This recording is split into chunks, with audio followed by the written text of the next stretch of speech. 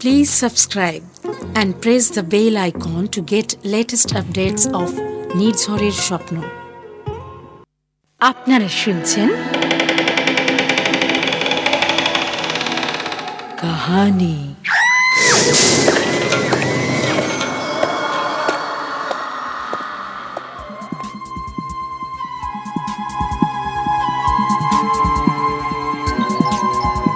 নির্ঝরের স্বপ্ন প্রযোজিত গল্প পাঠের আসরে আজকের নিবেদন হিমাদ্রি কিশোর দাশগুপ্তের কাহিনী অবলম্বনে আত্মাভুক। গল্প পাঠের আসরে আমরা শুরুতেই কৃতজ্ঞতা জানাই দেবাঞ্জন ব্যানার্জিকে, যিনি আমাদের একটি বই দান করেছেন এবং সেখান থেকে আজকের এই নির্বাচিত গল্পটি পাঠ করা হচ্ছে।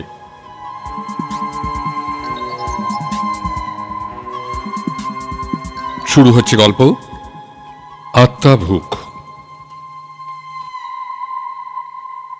বিকেলের শেষ ট্রেনটা চলে গেলে অপরেশের কাজের চাপ কমে যায়। তিনি চলে আসেন ডাক্তার শাসমলের চেম্বারে। বিকেলের দিকে রোগী তেমন হয় না।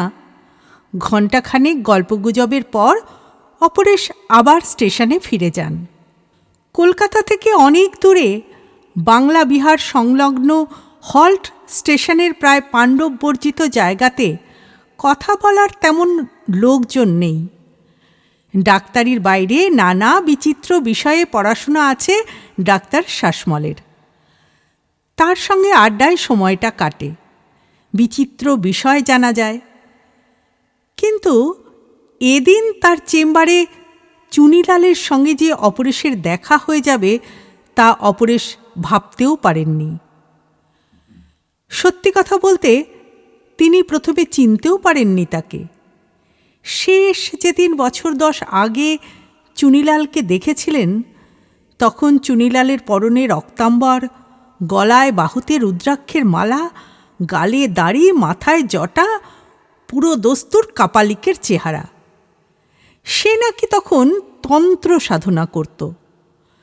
কিন্তু শাসমলের চেম্বারে যে লোকটা তার সামনে দাঁড়িয়ে, তার পরনে শার্ট প্যান্ট, মাথায় চুল পাটপাট করে আঁচড়ানো, চোখে গোল ফ্রেমের চশমা, পায়ে কাঠের খড়মের বদলে কাবলি চপ্পল। তার সঙ্গে একটা বছর 5 ছেলেও আছে। তার চেহারা পোশাক অবশ্য বেশ বিবর্ণ। কিরে অপরেশ, কেমন আছিস? আমি চুনিলাল। তুই এখানে? আমারও তো তোকে একই প্রশ্ন। কলকাতার বাড়িটা তো বেচে দিয়েছি, এই বছরখানেক ধরে এখানেই থাকি। তবে সংসার পাতিনি, একাই থাকি, কাছেই আমার বাড়ি।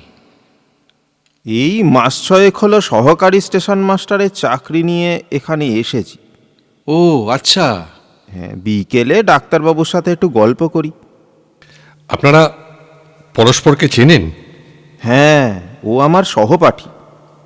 কলকাতাতেও আমরা একই পাড়ায় থাকতাম কি না, অনেক দিনের বন্ধু আমরা। আচ্ছা আচ্ছা আচ্ছা। তোকে কিন্তু এখন আমার বাড়িতে যেতেই হবে ভাই। কত দিন পর তোর সঙ্গে দেখা, না শুনবো না। চল চল চল। আরে পুরনো বন্ধুকে যখন পেয়েছেন তখন যান না, একটু ঘুরে আসুন। একটা ফোন কল এলো, আমাকেও কিন্তু এবার বেরোতে হবে। অপরেশের হাতে সময় আছে। চুনিলালের সঙ্গে তিনি বেরিয়ে পড়লেন। যেতে যেতে তিনি চুনিলালকে জিজ্ঞেস করলেন, হ্যাঁ রে, বলছি তুই তো কী সব তন্ত্রমন্ত্র সাধনা করতিস, সেসব আর করিস না এখন? এখন করছিস কি? আরে ধুর, ওসব তন্ত্র সাধনা টাধনা ফালতু ব্যাপার, ওতে কোনো উপকার হয় না। তখন মাথায় যে কি ভূত চেপেছিল ভাই, কত যে ভণ্ড তান্ত্রিকের দরজাতে সেই সময় ঘুরেছি, তার কি বলবো। শেষে সত্যি এক যোগী পুরুষের দেখা পেলাম, বৌদ্ধ যোগী পুরুষ। তিনি আমাকে বললেন, মোক্ষ লাভ করতে গেলে জীব সেবা কর, মহাপুরুষেরা যা করতেন তাতেই তুই অমর হবি। কলকাতার বাড়িটা বেচে যা পেয়েছিলাম তাতে আমার চলে যায়। তার একটা অংশ দিয়ে জীব সেবা করি। যেমন এই যে দেহাতি অনাথ বাচ্চাটার জ্বর হয়েছে, ডাক্তারবাবুর কাছে তাই দেখাতে নিয়ে এলাম। সহপাঠী অবস্থা থেকেই চুনিলালের প্রতি কেন জানি অদ্ভুত আকর্ষণ আছে অপরেশের। একাধারে চুনিলাল মেধাবী ছাত্র ছিল, অন্যদিকে ছোটবেলা থেকে একটু খ্যাপাটেও ছিল। চুনিলাল তন্ত্র সাধনা শুরু করার পর বন্ধুত্বে ছেদ পড়েছিল। নিজেকে সে বন্ধুদের থেকে গুটিয়ে নিয়েছিল। তার কথা শুনে অপরেশের খুব ভালো লাগলো। তিনি বললেন, সত্যি রে, তোর কথা শুনে খুব ভালো লাগছে। কাজের মতো কাজ করছিস একটা। আরে না না, এ আর এমন কি। তবে শুধু কিন্তু মানুষ নয় রে, আমার বাড়ি গেলে আরও অন্য কিছু দেখতে পাবি। বলছিস? চল না। চল। চুনিলাল তার বাড়িটা কাছে বললেও বেশ কিছুটা দূরেই। এই জায়গাটা ফাঁকা ফাঁকা। একটা সময় ধনী বাঙালিরা এ তল্লাটে হাওয়া বদলের জন্য বড় বড় বাড়ি বানাতেন। এরপর পুরনো দিনের নানা গল্প করতে করতে অবশেষে আধ ঘন্টা পর চুনিলাল তাকে নিয়ে ঢুকলেন তেমনই একটা বাড়িতে। চুনিলালের বাড়ি, পুরনো দিনের বাড়ি। সদর দরজার ওপরে খসে পড়া পঙ্খের কাজ, কাঠের জাফরিওয়ালা বারান্দা, থামের ওপর দাঁড়িয়ে থাকা কড়িবর্গার ছাদওয়ালা বড় বড় ঘর। বৈঠকখানায় বসলেন অপরেশ। চুনিলাল চা করে আনল। দুজনে বসে ঘণ্টাখানেক পুরনো দিনের গল্প করার পর অপরেশ একসময় বললেন, আজ তবে উঠি, সন্ধ্যার একটা মেল ট্রেন অ্যাটেন্ড করতে হবে, বুঝলি? ও আচ্ছা, তবে যাওয়ার আগে তোকে একটা জিনিস দেখাবো। ওই যে বলছিলাম না তখন, শুধু মানুষ নয়। কি জিনিস? অপরেশের কথার জবাব দিতে চুনিলাল বৈঠকখানা থেকে তাকে নিয়ে উপস্থিত হলো একটা ঘরে। সে ঘরে ঢুকতেই একটা ভন ভন শব্দ কানে গেল অপরেশের। চুনিলাল বাতি জ্বালাতেই অপরেশ দেখতে পেলেন বেশ কয়েকটা নানা আকারের খাঁচা রাখা আছে সেখানে। দুটো কাচের অ্যাকোরিয়ামও আছে। মস্কুইটো নেট দিয়ে ঘেরা একটা খাঁচার সামনে অপরেশকে দাঁড় করালো চুনিলাল। ভন ভন শব্দটা সেখান থেকেই ছড়িয়ে পড়ছে ঘরে। ভালো করে সেই খাঁচার ভেতর তাকাতেই অবাক হয়ে গেলেন অপরেশ। তার ভেতর সত্যি ভনভন করছে অজস্র মশা। তুই মশা পুষিস? হ্যাঁ, পুষি। ছোট হলেও ওরাও তো জীব বল, ওদেরও তো প্রাণ আছে। এই আমার, তোর, আমাদের সবার মতোই। এই ব্যাপারটা কিন্তু আমরা ভুলে যাই। কি খেতে দিস ওদের? চুনিলাল তার কথা শুনে তার দুহাতের জামার হাতাটা তুলল। কবজি অবধি তার দুহাত লাল হয়ে আছে। অসংখ্য মশার কামড়ের চিহ্ন জেগে আছে সে দুটো হাতে। বিস্মিত অপরেশের উদ্দেশ্যে সে বলল, হাত দুটো খাঁচার মধ্যে একটু ঢুকিয়ে দিই। জীব সেবার জন্য সামান্য একটু ত্যাগ করতে পারবো না বল? মশার খাঁচার পাশে দুটো অ্যাকোরিয়ামের একটাতে রাখা আছে দুটো ছোট ব্যাঙ, আর অন্যটার মধ্যে একটা হেলে সাপ। তার গায়ে খাঁচায় রাখা আছে একটা ছোট চিল জাতীয় পাখি। তাদের দেখিয়ে চুনিলাল এরপর বলল, এদের সবাইকেই আমি সেবা করি। অপরেশ চুনিলালের হাত দুটো দেখে এতই অবাক হয়ে গেলেন যে তিনি ভেবে উঠতে পারলেন না তাকে কি বলবেন। অদ্ভুত প্রাণীগুলোকে দেখে শুধু বিস্ময় নয়, চুনিলালের প্রতি একটা শ্রদ্ধাও জেগে উঠল অপরেশের মনে। তুচ্ছ মশার প্রতি এত মমত্ব! চুনিলালের কাছ থেকে পরের রোববার অপরেশের বাড়িতে ভুরিভোজে আসার কথা আদায় করে অপরেশ শেষ পর্যন্ত তার বাড়ি ছাড়লেন। কথা ছিল চুনিলাল আসবে। সেদিন অপরেশের বাড়িতে দুপুরবেলা চুনিলালের নিমন্ত্রণ। সকালবেলা চুনিলালের টেলিফোন পেলেন অপরেশ। হ্যালো। হ্যালো অপরেশ। হ্যাঁ চুনিলাল, বল। হ্যাঁ ভাই, বলছি কি, তোর বাড়িতে তো আজকে আমার যাওয়ার কথা। যাব তো ঠিকই, কিন্তু আমার না একটা অনুরোধ আছে। আসলে তোকে বলতেও আমার একটু সংকোচ হচ্ছে। আরে কি বল না, কি অনুরোধ? ওই যে সেদিনকে যে ছেলেটাকে আমার সঙ্গে দেখেছিলিস না, হ্যাঁ ডাক্তারবাবুর ওখানে, হ্যাঁ হ্যাঁ, তাকে সঙ্গে যদি একটু নিয়ে যাই, আপত্তি আছে রে? আসলে আমি তো মাছ মাংস খাই না, আমার ভাগেরটাই না হয় ও খাবে। আসলে না, ওই বেওয়ারিশ বাচ্চাটাকে আমি দত্তক নিয়েছি বলতে পারিস। রাস্তায় রাস্তায় ঘুরে বেড়াতো, আমি বাড়িতে নিয়ে এসেছি। আরে এ তো দারুণ ব্যাপার। আরে আমি কিচ্ছু মনে করার ব্যাপার নেই, তুই অবশ্যই সঙ্গে আনবি। আচ্ছা আচ্ছা, সত্যি ভাই, তোকে আচ্ছা। যত দেখছি না তত অবাক হয়ে যাচ্ছি রে। না না না, অবশ্যই নিয়ে আসিস ওকে। দুপুরবেলা বাচ্চাটাকে নিয়ে অপরেশের বাড়িতে হাজির হলো চুনিলাল। বাচ্চাটার পরনে নতুন জামা, পায়ে চকচকে বুট জুতো, সুন্দর করে আঁচড়ানো চুল। প্রথম দিন দেখা বাচ্চাটার সঙ্গে এ বাচ্চাটার যেন কোনো মিলই নেই। ঘণ্টাখানেক গল্পগুজবের পর খেতে বসল তিনজন। চুনিলাল নিরামিষাশী, খুব অল্পই খেল সে, কিন্তু বাচ্চাটা পরম আগ্রহে মাংস খেতে লাগলো, আর পরম মমতায় চুনিলাল হাত বোলাতে লাগলো তার পিঠে। অপরেশ মুগ্ধ হয়ে চেয়ে রইল তাদের দিকে। সত্যি সামান্য শিশুর প্রতি চুনিলালের এত মমতা!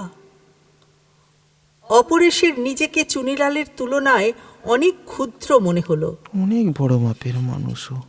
কত বড় মাপের মানুষ চুনিলাল! খাওয়া শেষে বাড়ির পিছনে কলতলায় হাত ধোয়ার জন্য হাজির তিনজন। হঠাৎ একটা ক্ষীণ মিউ মিউ শব্দ শুনে সেদিকে ফিরে তাকালো তিনজন। একটা ছোট্ট বেড়ালের বাচ্চা গুটি গুটি পায়ে পায়ে এগিয়ে আসছে তাদের দিকে। চুনিলাল তাকে দেখে বেশ উৎফুল্লভাবে বলল, আরে তুই এটাকে পুষছিস নাকি রে? খুব সুন্দর তো দেখতে। না না, পুষিনি। দুদিন ধরে কোথা থেকে যেন এসে হাজির হয়েছে রে বাচ্চাটা। ও, কদিন আগে একটা বেড়াল রাস্তায় গাড়ি চাপা পড়েছিল, আরে সম্ভবত বাচ্চাটা তারই। আহা, মা মরা বাচ্চা। আচ্ছা, ওর মধ্যেও তো একটা আত্মা আছে বল। এ ভাই, তোর কোনো আপত্তি যদি না থাকে, বাচ্চাটা আমাকে দিবি রে। আমি যত্নে রাখবো বাচ্চাটাকে। হ্যাঁ, নিয়ে যা নিয়ে যা। আমি তো তেমন একটা ঘরে থাকি না, তোর কাছেইও ভালো থাকবে। নিয়ে যা নিয়ে যা। ঠিক ঠিক আছে, ঠিক আছে। কথাটা শোনা মাত্রই চুনিলালের উজ্জ্বল চোখ দুটো খুশিতে আরো উজ্জ্বল হয়ে উঠল। খপ করে চুনিলাল বাচ্চাটাকে কোলে তুলে নিল। খাওয়া শেষে কিছুক্ষণ বিশ্রাম নেওয়ার পর চুনিলালদের এগিয়ে দেওয়ার জন্য বাড়ি থেকে বেরোলেন অপরেশ। গল্প করতে করতে অনেকটা পথ চলে এলেন তিনি। চুনিলাল একসময় তাকে বলল, এতটা পথ যখন এলি, তখন বিকেলের চাটা না হয় আমার বাড়ি থেকেই খেয়ে যা। চল। এদিন তেমন কাজ ছিল না অপরেশের। আরও কিছুটা এগিয়ে তিনি অপরেশের বাড়ি পৌঁছলেন তার চায়ের নিমন্ত্রণ রক্ষা করতে। বাড়িতে ঢোকার পর চুনিলাল তার অদ্ভুত সংগ্রহশালায় ঢুকল বেড়ালের বাচ্চাটাকে রাখার জন্য। অপরেশও কৌতূহলবশত তার সঙ্গে সে ঘরে ঢুকল।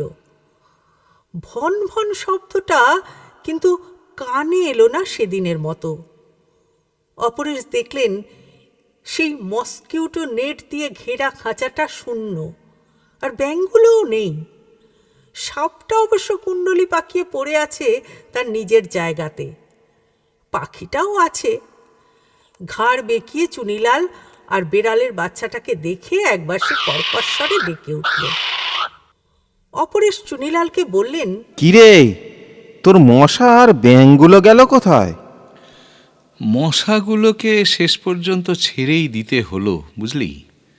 তবে সে আমার কষ্টের কথা ভেবে নয়, এই ছেলেটার কথা ভেবে। নইলে আর কফটাই বা রক্ত খেত মশাগুলো বল। কিন্তু মশার কামড়ে আমার যদি ম্যালেরিয়া হয়, তবে এই বাচ্চাটাকে কে দেখবে বলতো। তবে ব্যাঙগুলো বেশ ফুর্তিতেই আছে। বাড়ির পিছনের ডোবাটায় ওদের ছেড়ে দিয়েছি আমি। বাহ। চুনিলালের বাড়িতে চা খেয়ে কিছুক্ষণের মধ্যেই বেরিয়ে পড়লেন অপরেশ। রোজকার মতো তার গন্তব্য ডাক্তার শাসমলের চেম্বার। এদিন তাকে অন্য রাস্তা দিয়ে আসতে দেখে শাসমল তাকে জিজ্ঞেস করলেন, আজ অন্য কোথাও যাওয়া হয়েছিল নাকি? হ্যাঁ, ওই সেদিন আপনার চেম্বারে আমার যে বন্ধুর সঙ্গে দেখা হয়েছিল, সেই চুনিলালের বাড়ি গিয়েছিলাম। তা আপনার ওই বন্ধু ভদ্রলোক কি করেন? সে অর্থে কোনো কিছুই করে না, পয়সাওয়ালা ঘরের ছেলে চুনি। একসময় তন্ত্র সাধনা করতো জানেন, এখন সব কিছু ছেড়ে ছুড়ে দিয়ে এক বৌদ্ধ সাধুর পরামর্শে জীব সেবা করছে মোক্ষ লাভের জন্য। জানেন, বড় অদ্ভুত মানুষও। ওকে যত দেখছি তত অবাক হচ্ছি। জীব সেবার জন্য মশা, ব্যাঙ, সাপ, চিল পোষে। সে কি? হ্যাঁ, একটা পথশিশুকেও রাস্তা থেকে তুলে নিয়ে নিজের বাড়িতে রেখেছে। সেদিন আমার বাড়ি থেকে একটা বিড়ালের বাচ্চাও নিয়ে গেল। এমন মানুষ সচরাচর দেখা যায় না, বলেন। আরে তাই নাকি? মশা, ব্যাঙ, সাপ, চিল পোষেন? এই প্রাণীগুলোর মধ্যে তো আবার খাদ্য খাদকের সম্পর্ক। সত্যি কত বিচিত্র ধরনের মানুষ আছেন যে পৃথিবীতে। স্টেশন মাস্টারের অসুস্থতার কারণে ছুটিতে যাওয়ার সপ্তাহখানে খুব চাপ গেছিল অপরেশের। কাজের চাপে মাথা তোলবার সময় ছিল না। চুনিলালের সঙ্গে আর দেখা হয়নি তার। ডাক্তার শাসমলের চেম্বারেও যাওয়া হয়নি। মাঝে অবশ্য একদিন তিনি চুনিলালকে টেলিফোন করেছিলেন। রিং হয়ে গেছে, ফোন তোলেনি সে। সেদিন সকালে স্টেশন মাস্টার আবার ফিরে এসে কাজে জয়েন করেছেন। তাকে দায়িত্ব বুঝিয়ে দিয়ে অপরেশ হালকা হয়ে ভাবছিলেন ডাক্তার শাসমলের চেম্বার আর চুনিলালের বাড়িতে পারলে একবার ঘুরে আসবেন। অনেকদিন দেখা হয়নি তাদের সঙ্গে। দুপুর নাগাদ নিজের বাড়িতে অপরেশ সবে ফিরেছেন, এমন সময় ডাক্তার শাসমলের টেলিফোন এলো।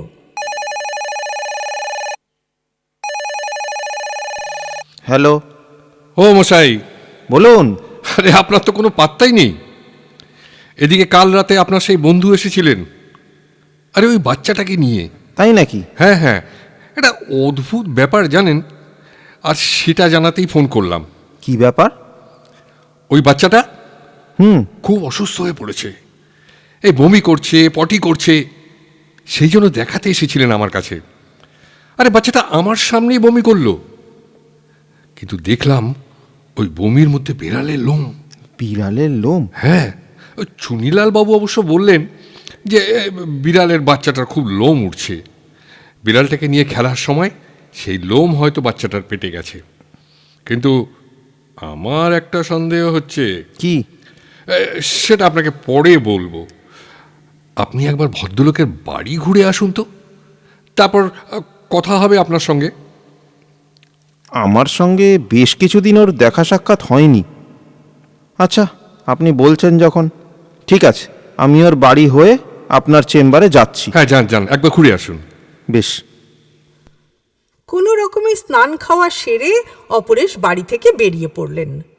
একসময় তিনি পৌঁছে গেলেন চুনিলালের দরজায়। এল প্যাটার্নের দোতলা বাড়িটার সদর দরজা খোলা। দরজা দিয়ে ঢোকার সময় অপরেশ হাঁক দিলেন, চুনিলাল, চুনিলাল, আছিস নাকি ভাই? দোতলার একটা ঘরের জানলা হঠাৎ খুলে গেল। চুনিলাল মুহূর্তের জন্য উকি দিয়ে দেখে ব্যগ্রভাবে বলল, ও তুই? দাঁড়া, আমি আসছি আসছি, দাঁড়া। যদিও জানলাটা মুহূর্তের জন্য খুলল, কিন্তু সেই এক ঝলকের জন্য অপরেশের মনে হলো চুনিলালের পরনে যেন রক্তাম্বর। বৈঠকখানায় ঢুকে অপরেশ বসলেন। সামনের টেবিলের ওপর লাল শালুর একটা খাতা খোলা, একটা কলমও রাখা।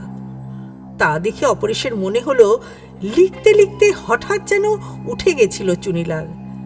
সে খাতার উপর চোখ পড়তেই তাতে একটা অদ্ভুত অঙ্ক দেখতে পেলেন অপরেশ। 994টা আত্মা মশা, 2টো ব্যাঙের আত্মা, একটা সাপের আত্মা, একটা চিলের আত্মা, একটা বিড়ালের আত্মা, তার সাথে আর একটা আত্মা যোগ করলে 1000 আত্মা, অমরত্ব। খুব অদ্ভুত হিসাব তো। ব্যাপারটা কি?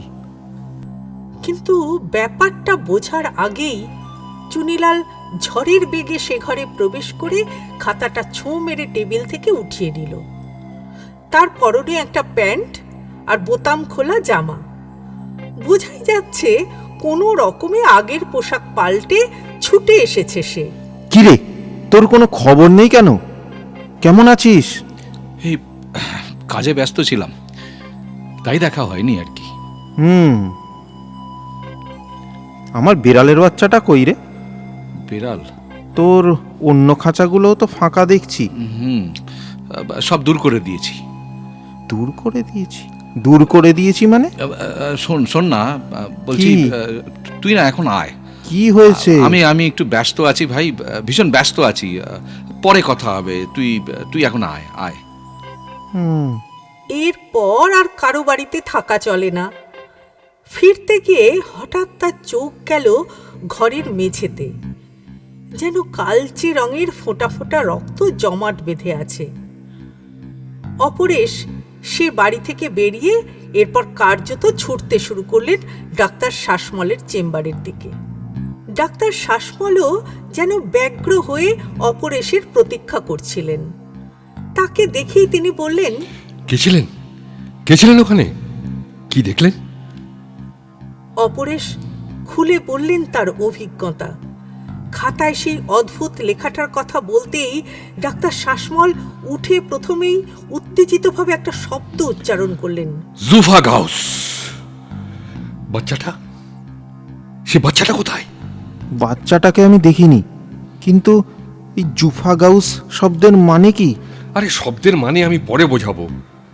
আমার অনুমান ঠিক হলে ভয়ঙ্কর কিছু কিন্তু ঘটতে চলেছে। ভয়ঙ্কর? হ্যাঁ, চলুন এখনই থানায় যেতে হবে, আর তারপর সেখান থেকে চুনিলালের বাড়ি। দেখি যদি বাচ্চাটাকে বাঁচানো যায়। আজ আমার অমাবস্যা। ও কাজের জন্য তন্ত্র সাধকরা সাধারণত এইসব দিনই বেছে নেয়। কি বলছেন? অপরেশ, ডাক্তার শাসমল, একজন অফিসার সহ জনা কয়েক পুলিশকর্মী যখন চুনিলালের বাড়ি পৌঁছলেন তখন অন্ধকার নেমে এসেছে। ভূতের মতো দাঁড়িয়ে আছে বিশাল বাড়িটা। কোথাও কোনো আলো জ্বলছে না। সদর দরজা বন্ধ। বাড়ির পিছনে গিয়ে সেখানে একটা দরজা যন্ত্রের সাহায্যে একজন পুলিশকর্মী খুলে ফেলল। বাড়ির ভেতরটাও অন্ধকার। একতলার ঘরগুলো শূন্য। দোতলায় নিঃশব্দে উঠে আসার পর তারা শুনতে পেল দোতলার কোণার ঘর থেকে একটা শব্দ ভেসে আসছে। কে যেন সুর করে কি বলছে। অপরেশ গলাটা চিনতে পেরে বললেন, চুনিলালের গলা। পায়ে পায়ে নিঃশব্দে তারা গিয়ে দাঁড়ালেন সে ঘরের সামনে। দরজার পাল্লাটা ফাঁক করা, বাতি জ্বলছে ঘরে। একটা খাটে শুয়ে আছে বাচ্চাটা, মাথার কাছে চুনিলাল বসে, তার পরনে রক্তাম্বর।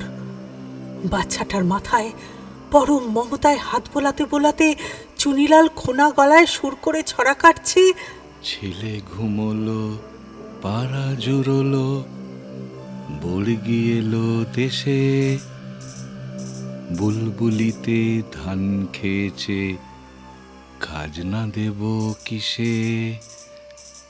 ছেলে ঘুমলো, পাড়া জুড়লো,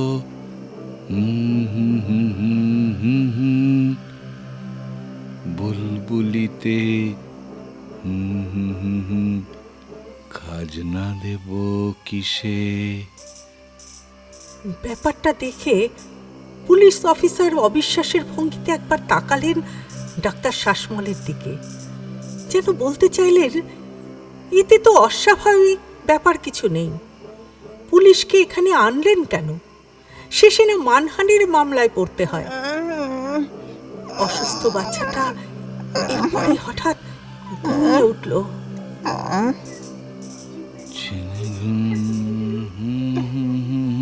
অপরেশরা এরপর একটা অদ্ভুত কথা শুনতে পেল চুনিলালের মুখ থেকে। ছড়া থামিয়ে বাচ্চাটার উদ্দেশ্যে বলল, ঘুমিয়ে পড়ো, ঘুমিয়ে পড়ো,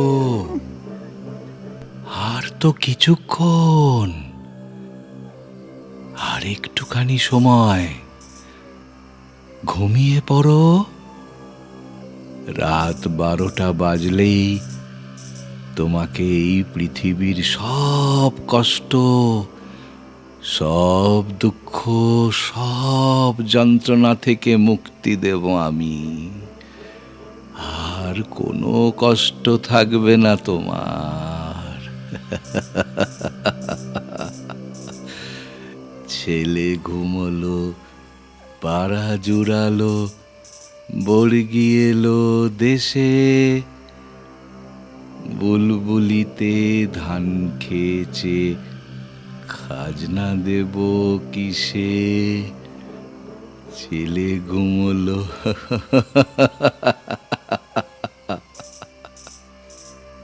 ডাক্তার শাসমলের ঠোঁটে এত উত্তেজনার মধ্যেও যেন একটা চাপা হাসি ফুটে উঠল। চাপা স্বরে তিনি অপরেশকে বললেন, ঘরে ঢুকে আমি চুনিলালকে কবজা করছি, আপনি সেই সুযোগে ওই ছেলেটাকে উঠিয়ে নেবেন। আচ্ছা, ওকে বাঁচাতে হবে। হ্যাঁ হ্যাঁ হ্যাঁ। কয়েক মুহূর্তের নিস্তব্ধতা, নিঃশব্দে দরজা খুলে ঘরে ঢুকলেন দুজন। তারপরেই ডাক্তার শাসমল ক্ষিপ্র গতিতে ছুটে গিয়ে পেছন থেকে চাপটে ধরলেন। দুজনে ধস্তাধস্তি শুরু হলো, দুজনেই ছিটকে পড়লো মাটিতে। সেই ফাঁকে অপরেশ বাচ্চাটাকে কোলে তুলে নিয়ে দরজার কাছে এসে দাঁড়ালো। কয়েক মুহূর্তের মধ্যে এরপর ডাক্তার শাসমলকে মাটিতে ফেলে দিয়ে উঠে দাঁড়ালো চুনিলাল। চুনিলালের মুখ বিভৎস রূপ ধারণ করেছে, তার চোখ দুটো হিংস্র সাপদের মতো জ্বলছে, ঠোঁটের দুকশ বেয়ে ফেনা গড়াচ্ছে। হাঁপাতে হাঁপাতে অপরেশের উদ্দেশ্যে সে বলল, দিয়ে দে, দিয়ে দে, দিয়ে দে, বাচ্চাটাকে আমায় দিয়ে দে। না না, দিয়ে দে। না, আমার সাধনা, আমার সাধনার শেষ মুহূর্তে আমি ব্যর্থ হতে দেব না। নইলে নইলে দে, দে, দে বাচ্চাটাকে, দে, দে, দে, দে। এই বলে সে বালিশের তলা থেকে একটা ধারালো ছুরি বের করে আসতে লাগলো অপরেশের দিকে। জিঘাংসা ফুটে উঠেছে তার মুখে। সে বলতে লাগলো, দে আমায় বাচ্চাটা, দে, দে, এ আমায় আমায় বাচ্চাটা দিয়ে দে, নাইলে নাইলে কিন্তু ও ও ও আমাকে ও আমাকে অমরত্ব দেবে, অমরত্ব, অমরত্ব, অমরত্ব দেবে। দে, দে, দে, দিয়ে দে, দিয়ে দে। না। ঠিক এই সময় রিভলভার হাতে ঘরে ঢুকলেন পুলিশ কর্মীরা। তাদের দেখে বিস্ময়ে হাঁ হয়ে গেল চুনিলাল। ঠিক সেই সময় লাফিয়ে উঠে চুনিলালকে আবার পেছন থেকে জাপটে ধরলেন শাসমল। হ্যাঁ, ধরেছি, ধরুন স্যার, ধরুন, ছুরিটা তার ধরুন হাত একে, থেকে ধরুন, কেড়ে ছাড়বেন নিয়ে না। তাকে বেঁধে ফেলা হলো। সে কিন্তু প্রথমে দমল না, বেশ ঝাঁঝিয়ে উঠে সে বলল, আমাকে আমাকে ধরছেন কেন? কি অভিযোগ, কি অভিযোগে আমাকে গ্রেপ্তার করা হচ্ছে? আমি আমি আমি কিন্তু মামলা করব, আমি মামলা করব। আমার বিরুদ্ধে কিচ্ছু প্রমাণ করতে পারবেন না আমাকে। খুনের চেষ্টার অভিযোগে আপনাকে গ্রেপ্তার করা হচ্ছে। এইমাত্র ছুরি হাতে অপরেশ বাবুকে আক্রমণ করতে যাচ্ছিলেন আপনি, হাতে নাতে ধরেছি। অভিযোগ মানে পুলিশের বুদ্ধির কাছে ফেঁসে গেছে বুঝতে পেরে এবার ভেঙে পড়ল চুনিলাল। না সে এবার না কাকুতি মিনতি করে না, বলতে লাগলো, অফিসার অফিসার, অপরেশ অপরেশ, দোহাই দোহাই দোহাই, আপনাদের আপনাদের পায়ে ধরি, আপনাদের পায়ে ধরি, দোহাই, এক রাতের জন্য, একটা রাতের জন্য আমাকে আর বাচ্চাটাকে একটু আলাদা থাকতে দিন, দোহাই আপনাদের, একটা রাতের জন্য। তারপর আপনাদের যা ইচ্ছে করুন আমাকে নিয়ে, যা ইচ্ছে করুন, একটা রাত আমাকে একটু আলাদা থাকতে দিন বাচ্চাটাকে নিয়ে। পরদিন ভোরে থানায় অফিসারের ঘরে বসেছিলেন অপরেশবাবুরা। তাদের সামনে টেবিলের ওপর রাখা ছিল চুনিলালের অদ্ভুত হিসেব লেখা খাতা আর ছুরিটা। ডাক্তার শাসমল পুলিশ অফিসারের উদ্দেশ্যে বললেন, প্রথম যেদিন অপরেশবাবু আমাকে জানালেন যে তার বন্ধু মশা, ব্যাঙ, সাপ, চিল আর বিড়াল পুষছেন, তখনই আমার খটকা লেগেছিল। এদের মধ্যে তো খাদ্য খাতকের সম্পর্ক। তারপর যখন বাচ্চাটার পেট থেকে বেড়ালের লোম বেরোলো, তখন একটা সন্দেহ উকি মারল আমার মনে। বিড়ালটার ওই কাঁচা মাংস তিনি আবার ওই বাচ্চাটাকে খাওয়াননি তো? নানা বিষয়ের বই পড়ি আমি, হঠাৎই আমার মনে পড়ে গেল তন্ত্রশাস্ত্র নিয়ে একটা বইয়ের কথা। তাতে বলা আছে, কোনো প্রাণীকে হত্যা করে কেউ যদি খায়, তবে প্রথম প্রাণীর আত্মার শক্তি ও জীবন দ্বিতীয় প্রাণীতে সঞ্চারিত হয়। তাই নাকি? এভাবে এক প্রাণী থেকে আর এক প্রাণীতে জীবনী শক্তি প্রবাহিত হতে পারে।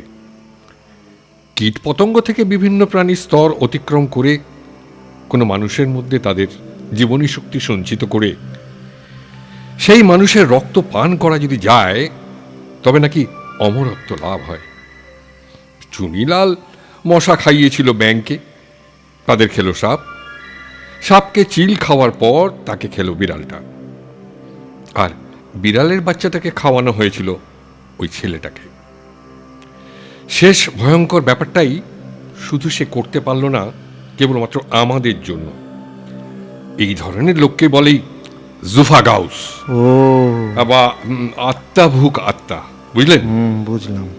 কথা হচ্ছিল, একজন সেন্ট্রি এসে বলল, কাল রাতের কয়েদি আপনাদের ডাকছে। কথাটা শুনে সবাই গারদ ঘরের সামনে গিয়ে দাঁড়ালো। গরাদ ধরে দাঁড়িয়ে আছে চুনিলাল। তার মুখে শান্ত ভাব, উত্তেজনার কোনো চিহ্ন নেই। সে অফিসারের উদ্দেশ্যে বলল, অফিসার, আমাকে একটা খাতা কলম দেওয়া যাবে? কেন, কি করবেন? এই ঘরে অনেক মশা আছে দেখছি, মাকড়সাও আছে। আজ ঘুরগুলিতে একটা চড়াইও দেখলাম, সেটাকে ধরা যেতে পারে। এদের নিয়ে একটা হিসেব কষবো, হিসেব, দেখুন কি অবস্থা। একটা হিসেব করতে হবে। বলছে তার জন্য একটু একটা খাতা পেন চাই। কি বলছে বলুন তো? আর আর আর কিছুদিন পরে একটা বেড়ালের বাচ্চা দেবেন আমায়। আমাকে একটা দেবেন বেড়ালের বাচ্চা। বেড়ালের বাচ্চা না আমি বড় ভালোবাসি, বড় ভালোবাসি। দিন না আমাকে একটা হিসেবের খাতা দিন না, হিসেব করতে হবে, অনেক হিসেব বাকি। চুনিলালের কথা শুনে অপরেশবাবু বিস্মিতভাবে তাকিয়ে রইলেন তার দিকে। পাশ থেকে ডাক্তার শাসমল বললেন, এদের বলে জুফাগাউস ম্যানিয়াক, অর্থাৎ আত্মাভুক উন্মাদ।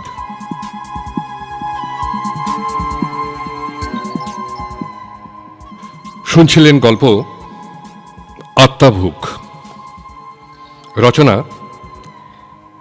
হিমাদ্রি কিশোর দাশগুপ্ত। এই গল্পের বিভিন্ন চরিত্রে যারা কণ্ঠদান করেছেন তারা হলেন সূত্রধর, সুমিতা, অপরেশ এবং পুলিশ অফিসার অরূপ, চুনিলাল, সৌভিক এবং ডাক্তার শাসমল, সঞ্জয়। মিউজিক এবং স্পেশাল এফেক্টস নিলয় ঘোষ।